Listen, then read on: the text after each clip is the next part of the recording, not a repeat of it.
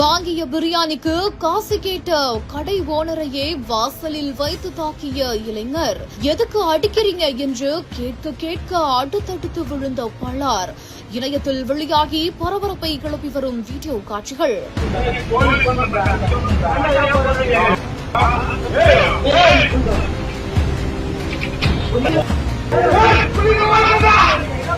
சென்னையில இருக்கக்கூடிய ஜாம் பஜார்ல இருக்கக்கூடிய ஒரு ஃபாஸ்ட் ஃபுட் கடையில பிரியாணி வாங்க வந்த இளைஞர் ஒருத்தர் பிரியாணிய வாங்கிக்கிட்டு பணம் கொடுக்காம இருந்திருக்கிறது தெரிய வந்திருக்குது.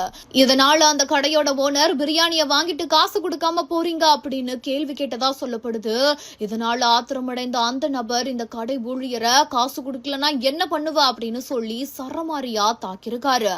எதுக்கு அடிக்கிறீங்க அப்படின்னு கேட்க கேட்க அவரு நிறுத்தாம இந்த கடை ஓனரை போட்டு சரமாரியா தாக்கியிருக்காரு. இந்த ஒரு சிசிடிவி காட்சிகள் இப்போ இணையத்துல வெளியாகி பெரும் பரபரப்பை ஏற்படுத்திட்டு வருது.